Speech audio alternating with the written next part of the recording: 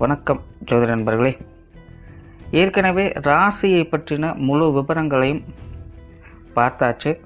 அதாவது ஒவ்வொரு ராசிக்குமே என்ன மாதிரியான குணாதிசயங்கள் இருக்கும், எந்த மாதிரியான வாழ்க்கை அமைப்பு இருக்கும், என்ன மாதிரியான உறவு முறைகள் இருக்கும் அப்படின்னு விளக்கமாகவே பார்த்தாச்சு. அதே போல் லக்ன விவரங்களையும் பார்த்தாச்சு. ராசி அமைப்பை போலவே லக்னத்திற்கும் ஒவ்வொரு விஷயங்களும் எப்படி இருக்கும் அப்படின்னு தனித்தனியாகவே சொல்லியிருக்கும்.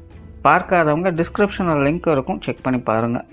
இனி ராசி மற்றும் லக்னம் இது ரெண்டும் சேர்ந்த அமைப்பு எப்படி இருக்கும் அப்படிங்கிறத பற்றி பார்க்க போகிறோம். ஒரு குறிப்பிட்ட லக்னம் மற்றும் ராசியாக ஒரு மனிதருக்கு அமைந்து வரும் பொழுது அவங்களுக்கு என்ன மாதிரியான விஷயங்கள் இருக்கும் அப்படிங்கிறத பற்றி சில விளக்கங்களை ஜோதிடத்தில் பொதுவாக சொல்ல முடியும். இனி அந்த விஷயங்களை பற்றி தொடர்ச்சியாக பார்க்கலாம்.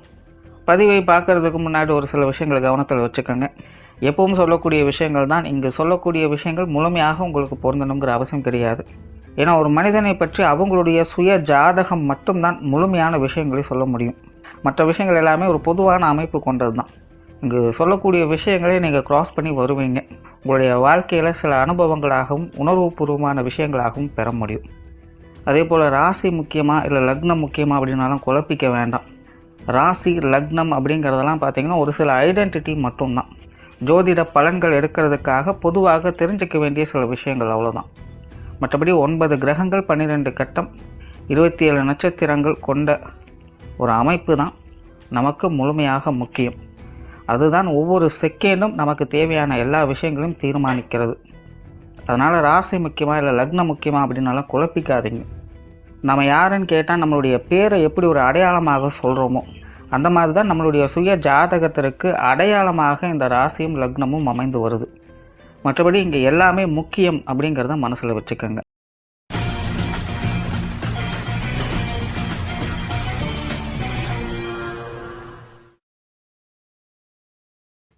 தனுசு ராசி கும்ப லக்னம். இந்த தனுசு ராசி கும்ப லக்னம்ங்கிற காம்பினேஷன் அந்த ராசி லக்ன ரீதியாக இது ஒரு லக்கியான காம்பினேஷன் அப்படின்னு சொல்லலாம். அதாவது காக்கா உட்கார பணம் விழுந்த கதை அப்படின்னு ஒரு பழமொழி சொல்லுவாங்க. கிட்டத்தட்ட அந்த மாதிரியான நிகழ்வுகள் உங்களுடைய வாழ்க்கையில் அடிக்கடி நடக்கும். இவங்க எதையோ செய்ய போக ஏதோ ஒரு விஷயங்கள் இவங்களுக்கு சாதகமாகும். நார்மலாகவே இவங்க என்ன யோசிக்கிறாங்க, என்ன செய்கிறாங்க அப்படிங்கிறது மற்றவங்களால் புரிஞ்சிக்க முடியாது. ரொம்பவுமே நுட்பமான வேலைகளில் ஈடுபடக்கூடியவங்க. அதற்கு காரணம் என்னென்னா இவங்களுடைய சிந்தனை ஆற்றல் அப்படிங்கிறது அளப்பெரிய அளவில் இருக்கும். இவங்க முழுக்க தொலைநோக்கு சிந்தனையோடைய செயல்படக்கூடியவங்களாக இருப்பாங்க. அதே போல் வருமுன் காப்போம் அப்படிங்கிற நிலைகளையும் இவங்க செயல்படுவாங்க. ஸோ இயற்கையாக எப்போதுமே ஒரு கால்குலேஷன் மைண்டோடு இருப்பாங்க. அடுத்தது என்ன அப்படிங்கிற இலக்கை நோக்கி ஓடிக்கொண்டு இருப்பாங்க. திட்டம் வகுத்து செயல்படக்கூடியவங்களாக இருப்பாங்க. ரகசிய மனப்பான்மை இவங்களுக்கு உண்டு. அவ்வளோ சீக்கிரம் இவங்ககிட்டேருந்து எந்த ஒரு விஷயத்தையும் வாங்கிட முடியாது. ஆனால் அடுத்தவங்ககிட்டருந்து விஷயத்தை ஈஸியாக கறந்துடுவாங்க. இந்த போட்டு வாங்குகிற விஷயங்களில் இவங்க கை தேர்ந்தவங்களாக இருப்பாங்க. அதே போல் நல்ல ஞாபக சக்தி உடையவங்களாக இருப்பாங்க. அதே போல் கற்பனை ஆற்றல் மிகுந்தவங்களாகவும் இருப்பாங்க. புதுமையான விஷயங்களை அதிகம் விரும்பக்கூடியவங்களாக இருப்பாங்க. ரொம்பவுமே ஒரு அட்ராக்டிவான பர்சனாகவும் இருப்பாங்க. பெரும்பாலும் இவங்களுக்கு மனமும் புத்தியும் ஒரே மாதிரி வேலை செய்யும். அதனால் நினைத்ததை செயல்படுத்தக்கூடியவங்களாக இருப்பாங்க. தான் என்ன நினைக்கிறாங்களோ அதை கச்சிதமாக முடிக்கக்கூடிய ஆற்றல் இவங்களுக்கு இயல்பாகவே இருக்கும். சுய ஜாதக ரீதியாக கிரக அமைப்புகள் சாதகமாக இருக்கும் பட்சத்தில் வாழ்க்கையில் ஒரு நல்ல நிலையை பெற்று மற்றவங்க மத்தியில் பேரும் புகழோடும் ஆஸ்தி அந்தஸ்தோடும் நல்ல அனுசரணையான உறவுகளோடும் வாழக்கூடிய அமைப்புகள் இவங்களுக்கு இயல்பிலேயே இருக்கும். பட் அதுவே சுய ஜாதக ரீதியாக கிரக அமைப்புகள் சரியில்லாத பட்சத்தில் இந்த மாதிரியான விஷயங்களுடைய அனுகிரகம் அப்படிங்கிறது இவங்களுக்கு உண்டு. பட் அதனால் அவங்க சாட்டிஸ்ஃபைடாக இருக்காங்களா அப்படிங்கிறது அவங்களுக்கு கேள்விக்குறியாக இருக்கும். ஸோ இந்த சுய ஜாதகத்தில் அசுப கிரகங்களுடைய தாக்கங்கள் இருந்தது அப்படின்னா அவங்களுடைய லைஃப் ஸ்டைலை பொறுத்த வரைக்கும் எல்லாமே அவங்கக்கிட்ட இருக்கும். ஆனால் இருப்பதை வைத்து கொண்டு சந்தோஷப்படாமல் எதையோ நோக்கி தேடி ஓடிக்கொண்டு இருக்கக்கூடிய நபர்களாக அவங்க மாறிடுவாங்க. காக்கா உட்கார பணம் விழுந்த கதை அப்படிங்கிறதெல்லாம் கொஞ்சம் நெகட்டிவான விஷயங்களில் செயல்பட ஆரம்பிக்கும். இவங்க எதையோ செய்ய போவாங்க. காரியங்கள் பார்த்திங்கன்னா அப்படியே இவங்களுக்கு ஆப்போசிட்டில் மாற ஆரம்பிச்சிடும். இந்த மாதிரியான சிக்கல்கள் அவங்களுக்கு இருக்கும். அதே போல் என்றைக்கோ செய்த காரியங்களுக்கு இப்போதைக்கு இல்லாமல் காலம் தாழ்த்திய வகையில் சில மன சங்கடங்கள் பிரச்சனைகளை சந்திக்க வேண்டியதாக இருக்கும். இந்த மாதிரி சில வினோதமான விஷயங்கள் அவங்களுடைய வாழ்க்கையில் அடிக்கடி வந்து போய்கிட்டு இருக்கும். நல்ல பேச்சாற்றல் மிகுந்தவங்க, இயற்கையிலே பேச்சு திறமை உடையவங்களாகவே இந்த தனுசு ராசி கும்ப லக்னத்தில் பிறந்தவங்க இருக்கிறாங்க. பேச்சு தான் உயிர் மூச்சு அப்படின்னு சொல்லக்கூடிய வகையில் உங்களுடைய பேச்சு நிறைய இருக்கும். நல்ல கலகலப்பாகவும் நாசுக்காகவும் நக்கல் நையாண்டித்தனத்துடன் பேசக்கூடிய பேச்சாற்றல் இவங்களுக்கு இயற்கையாகவே உண்டு. பேசியே காரியம் சாதிக்கக்கூடியவங்க அப்படின்னு கூட இவங்களை சொல்லலாம். பேசுகிறது உங்களுக்கு இயல்பாகவே பிடிக்கக்கூடிய ஒரு விஷயமாக இருக்கும். அதே போல் காரியங்கள் அப்படின்னு வரும்பொழுது இவங்க வந்து ஹார்ட் ஒர்க்கு ப்ரிஃபர் பண்ணுறதே கிடையாது. இவங்க வந்து ஸ்மார்ட் ஒர்க்கை தான் அதிகம் ப்ரிஃபர் பண்ணுவாங்க. அதாவது உடல் உழைப்பை காட்டிலும் புத்தியினுடைய உழைப்பை தான் அதிகம் இவங்க விரும்புவாங்க. ஸோ அந்த மாதிரியான விஷயங்கள் காரியங்களில் ஈடுபடுவாங்க. ஸோ அது சார்ந்த விஷயங்களில் விடாமுயற்சி அப்படிங்கிறது உங்களுக்கு அதிகமாகவே இருக்கும். எதையும் ஒரு பிடிச்சாங்கன்னா கிடுக்கு பிடியாக இருக்கும். எல்லாமே ஒரு மைண்ட் கேம் மாதிரி உங்களுடைய செயல்பாடுகள் இருக்கும். சொத்து சுகங்கள், வாகன ரீதியான விஷயங்கள், பொருளாதாரம் சம்பந்தப்பட்ட விஷயங்கள், இது எல்லாத்துலேயுமே தனிப்பட்ட முறையில் இவங்களுக்கு ஈடுபாடுகள் அப்படிங்கிறது மிகவும் குறைவு. ஆனால் அது சார்ந்த விஷயங்களும் ரொம்பவுமே நுட்பமான முறையில் செயல்படக்கூடியவங்களாக அவங்க இருப்பாங்க. ஸோ இந்த மாதிரியான விஷயங்கள் காரியங்கள் அவங்களுடைய ஸ்ட்ராட்டஜி என்ன அப்படிங்கிறது மற்றவங்களால் புரிஞ்சிக்க முடியாது. பட் வெளிப்படையாக பார்க்கும்போது அவங்களுக்கு அந்த விஷயங்கள் பெருசாக இன்ட்ரெஸ்ட் இல்லாத மாதிரி தான் தெரியும்.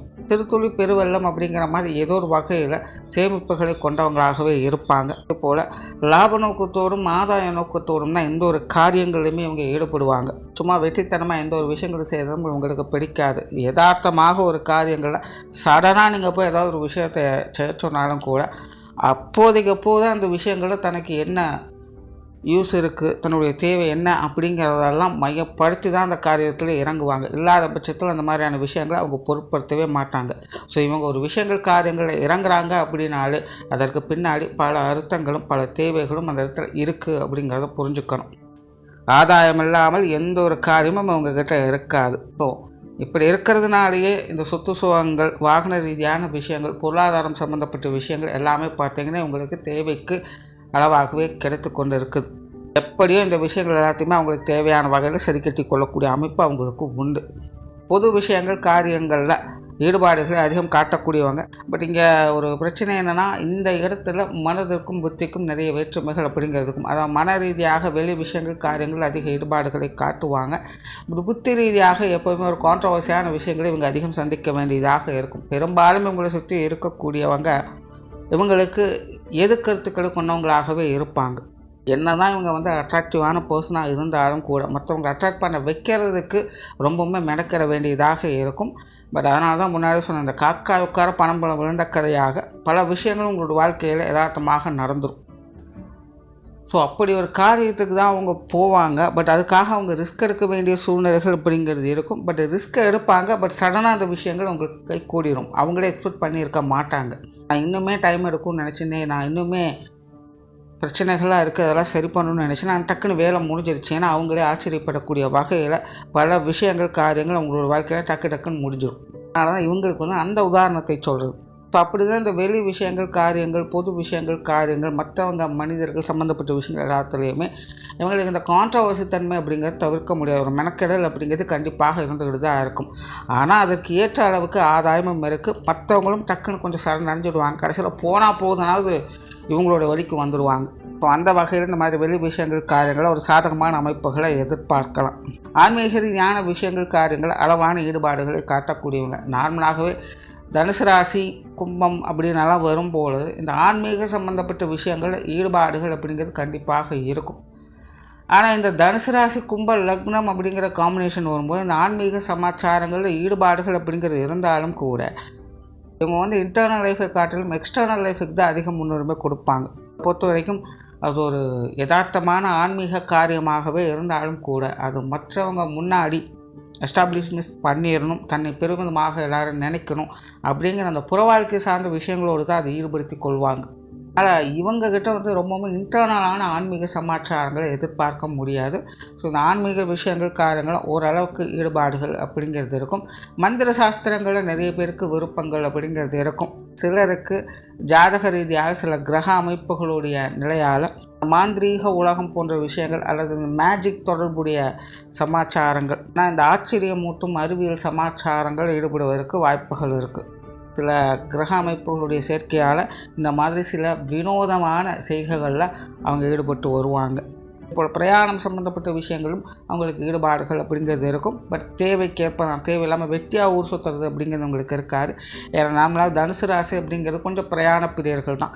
திரைக்கடல் ஓடியும் திரவியம் தேடு அப்படிங்கிற நிலைகள் அவங்களுக்கு இயற்கையாகவே பொருந்தும். இதில் இந்த கும்ப லக்னம் காம்பினேஷனோடு வரும்போது இந்த விஷயங்கள் அவங்களுக்கு பொருந்தது. ஆனால் வெட்டியாக ஊர் சுற்றக்கூடிய விஷயங்கள் எல்லாம் காரியத்தோடு கால் நகரும்.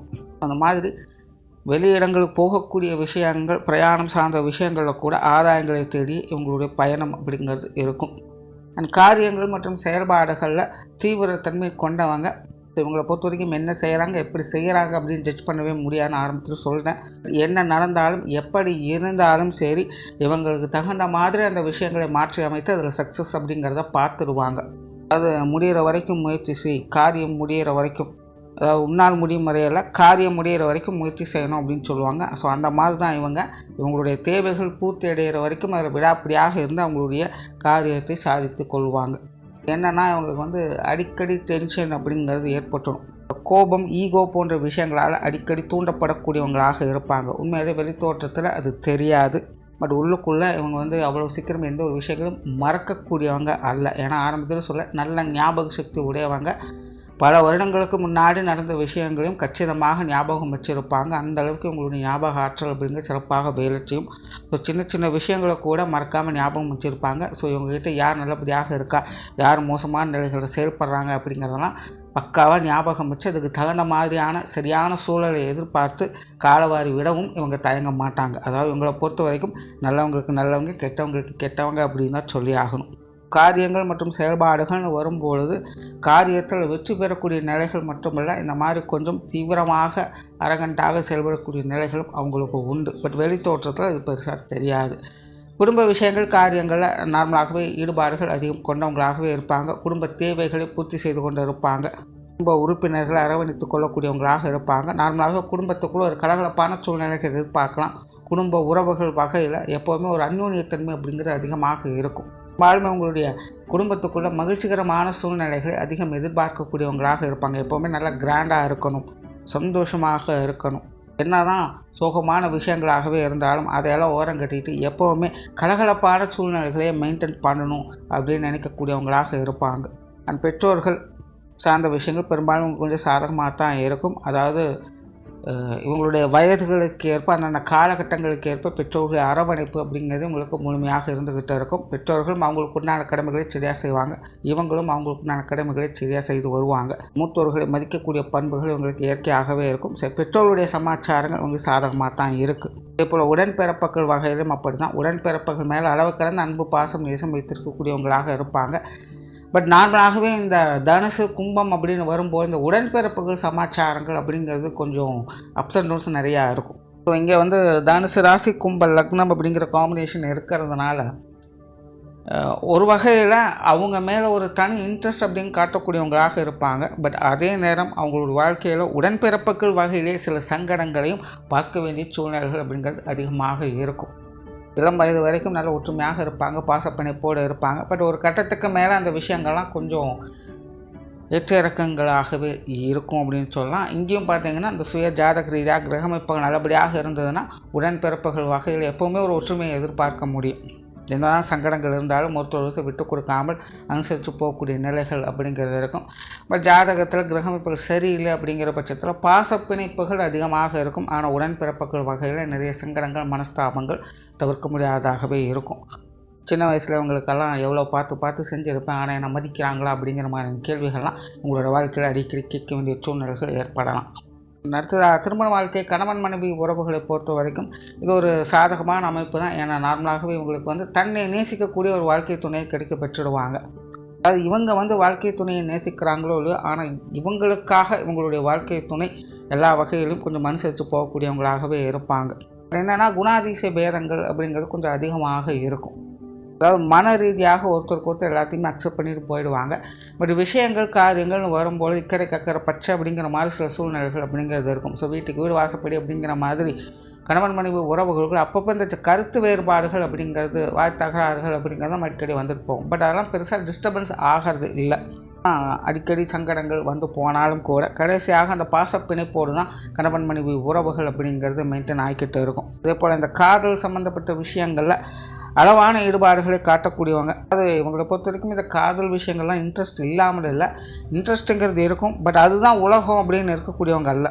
ஆப்போசிட்டில் இருக்கிறவங்களுடைய பிடிவாதத்தால் இந்த காதல் சம்மந்தப்பட்ட விஷயங்களில் ஈடுபடக்கூடிய வாய்ப்புகள் அதிகமாக இருக்கும். இந்த காதல் திருமணங்கள் போன்ற விஷயங்கள் கூட அவங்களுடைய கட்டாயத்தின் பேரில் தான் அதிகமாக இருக்கும். ஸோ இவங்க விட்டு விலகினாலும் கூட இவங்களுக்கு அமையக்கூடிய வாழ்க்கை துணை பிரியத்திலிருந்து விலக மாட்டாங்க அப்படின்னு சொல்லலாம். அடுத்த குழந்தைகள் சம்மந்தப்பட்ட விஷயங்கள் இதுவும் கொஞ்சம் சாதகமாகவே இருக்கும் அப்படின்னு சொல்லலாம். பெற்றோர்கள் சொன்னால் அதே நிலைகள் தான். அந்தந்த வயது நிலைக்கேற்ப குழந்தைகளுடைய தேவைகளை பூர்த்தி செய்திருவாங்க. குழந்தைகளும் அவங்களுடைய நிலைக்கு தகுந்த மாதிரி இவங்களுடைய விஷயங்கள் காரியங்களும் கொஞ்சம் சாதகமான அமைப்புகளை பார்ப்பாங்க. இயற்கையாகவே நல்ல புத்தி சாதுரியம் உடையவங்களாக இருப்பாங்க, நல்ல சுகப்பிரியர்களாக இருப்பாங்க, வெளி விஷயங்கள் காரியங்கள் ஈடுபடக்கூடியவங்களாக இருப்பாங்க. எங்களுடைய குழந்தைகளும் கூட செயல்திறனை காட்டிலும் புத்தி சாதுரியத்தாலையும் பேச்சின் சாமர்த்தியத்தாலையுமே பல காரியங்களை சாதிக்கக்கூடிய திறன் பெற்றவங்களாகவே இருப்பாங்க. குழந்தைகளுடைய சமாச்சாரங்கள் கூட உங்களுக்கு ஓரளவுக்கு செட் ஆகிடுது. அடுத்ததாக உற்றார் உறவினர்கள் நண்பர்கள் சார்ந்த விஷயங்கள் எல்லாமே கொஞ்சம் பட்டும்படாமலும் தொட்டும் தொடாமலும் தான் இருக்கும். அதாவது இது எல்லாமே பாசிட்டிவும் கிடையாது, நெகட்டிவும் கிடையாது. அந்தந்த நிலைகளுக்கேற்ப அந்தந்த விஷயங்கள் காரியங்களை நகர்த்தி கொண்டு போவாங்க. ரொம்ப என்வால்மெண்ட்டெல்லாம் காட்டக்கூடியவங்க அல்ல, அதுக்காக அதை விட்டு விலகி இருக்கக்கூடியவங்களும் அல்ல. ஸோ இந்த உற்றார் உறவினர்கள் நண்பர்கள் வரும்போது நேர காலத்துக்கு தகுந்த மாதிரி அது எப்படி அனுசரித்து போகணுமோ போய்ப்பாங்க. தொழில் வேலை உத்தியோகம் சார்ந்த விஷயங்கள் நார்மலாக இவங்களுக்கு கொஞ்சம் சாதகமாக தான் இருக்கும். பெரும்பாலும் இவங்க கொஞ்சம் சுயத்தொழிலை கொண்டவங்களாகத்தான் இருப்பாங்க. வெகு சிலர் மட்டும்தான் வேலை உத்தியோகம் பார்க்கக்கூடிய அமைப்புகள் அப்படிங்கிறதுக்கும். பட் எது எப்படி இருந்தாலும் நல்ல ஆதாயம் மிக்க தொழில் வேலை உத்தியோகத்தில் ஈடுபடக்கூடியவங்களாகத்தான் இருப்பாங்க. அவங்களுடைய தேவைகள் ஏதோ ஒரு வகையில் பூர்த்தி ஆகிறது தான் இருக்கும். வெளியூர் மற்றும் வெளிநாடு சம்பந்தப்பட்ட விஷயங்கள் அளவான ஈடுபாடுகள் அப்படிங்கிறது இருக்கும். ஸோ ஓவராலாக இந்த தனுசு ராசி கும்ப லக்னம் அப்படிங்கிறது ஒரு விதமான சாதகமான ராசி லக்ன அமைப்புகள் தான். சுய ஜாதக ரீதியாகவும் கிரக அமைப்புகள் சாதகமாக இருந்துருச்சு அப்படின்னாலே உங்களுடைய வாழ்க்கை சீரும் சிறப்புமாக இருக்க ஆரம்பிச்சிடும். அதாவது ரிஸ்க் எடுத்து தான் செய்யணுங்கிறது கிடையாது, எல்லாமே உங்களுக்கு தானாகவே அமையக்கூடிய அமைப்புகள் என்பது உண்டு. நன்றி, வணக்கம், வாழ்க வளமுடன்.